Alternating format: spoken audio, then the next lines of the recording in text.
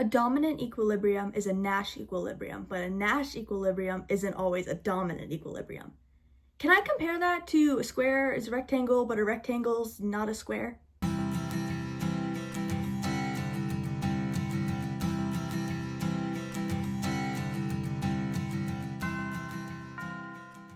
Chances are, when your economics course starts discussing the 4 different market structures, that is perfect competition, monopoly, monopolistic competition, and oligopoly, the terms Nash equilibrium and dominant equilibrium are going to be tossed around at some point.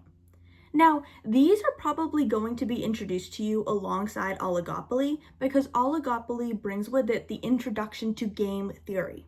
Now, game theory is a very big thing, but it starts pretty straightforward, pretty small.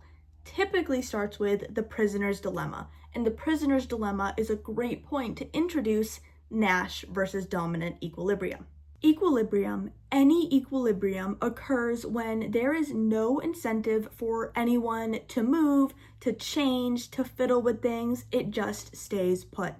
So if you think about a typical supply-demand diagram, where they kind of intersect with something like this, the point of intersection is equilibrium.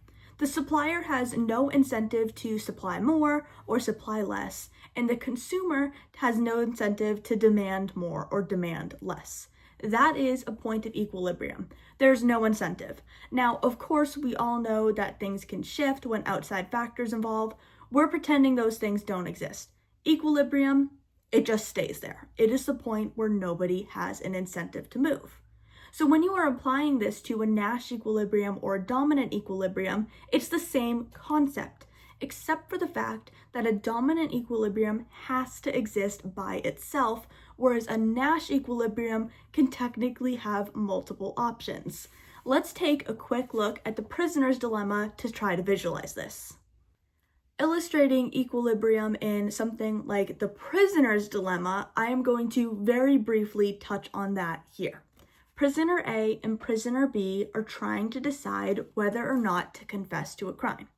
Prisoner A controls the rows here, whether they stay silent or whether they confess. And B is the column, silent or confess. First number is A, second number is B. These numbers represent how many years they would spend in jail based on the combination of silence versus confessing.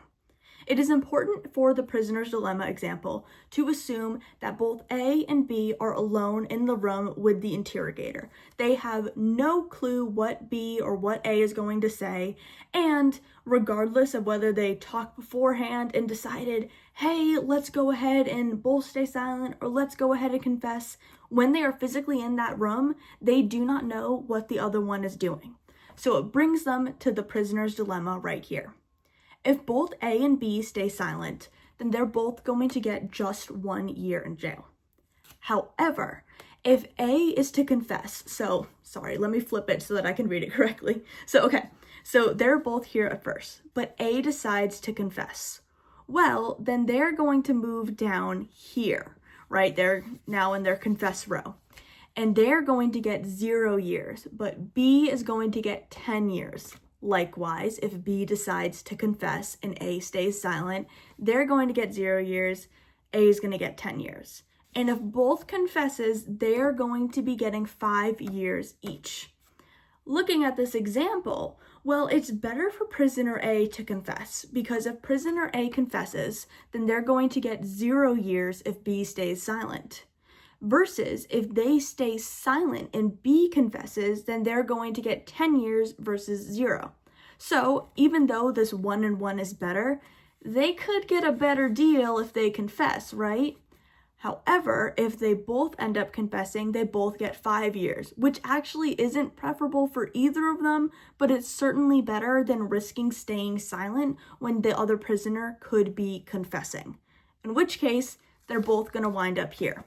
Again, I know that was really fast. I know it might be a little confusing, so feel free to watch and play through again. But in this scenario, we assume that always, every single time, they are both going to confess because it's better. They have an incentive to move if they don't. So, therefore, we have arrived at a Nash equilibrium. In the prisoner's dilemma, both prisoners confessing, both getting 5 years, is a Nash equilibrium. But is it also a dominant equilibrium? Well, yeah, it kind of is, because in this situation, there is no other option. There is nothing else that can work. They are always going to have the incentive to confess, and they are always going to end up here. Now, if you influence it in some way and maybe both of them threaten each other, and if you confess, this bad thing is going to happen. Well, then they might not have that incentive to confess because this bad thing is going to happen, in which case you might be able to influence it back here. However, assuming these threats happen in the courtyard before the meeting, maybe the interrogator promises to protect them from said threats. In that case, you're kind of going to end up back over here, both of them confessing. And if they do both remain silent, it's because that threat was strong enough, in which case we're talking about dominant strategies. So it's a Nash equilibrium, it's a dominant equilibrium. What if it's not a dominant equilibrium? Because we said before that a Nash equilibrium is not always a dominant equilibrium, but a dominant equilibrium is always a Nash equilibrium. Well, Nash equilibrium is the weakest form of equilibrium because of this. It basically is when, specifically, there's no incentive to move, which I already said is the definition to equilibrium. But let's further define the overall equilibrium for dominant equilibrium. A dominant equilibrium is when there's not only no incentive to move, but there's also no other equilibrium that could possibly exist in the market. There's no other equilibrium that could possibly exist in the market. However, let's just take a whole peek at my economics notes. Please ignore any sloppy writing or misspellings. I took this physically in class. Here we see an example where these both, once you get here, there's no incentive to move, but there's two equilibriums in the market. This example is a Nash equilibrium, but not a dominant equilibrium. The prisoner's dilemma is a Nash equilibrium and a dominant equilibrium. What? I know, it's confusing. So let's temporarily disregard everything else I said, and let's go back to the bare bones of this. An equilibrium exists when there is no incentive to move.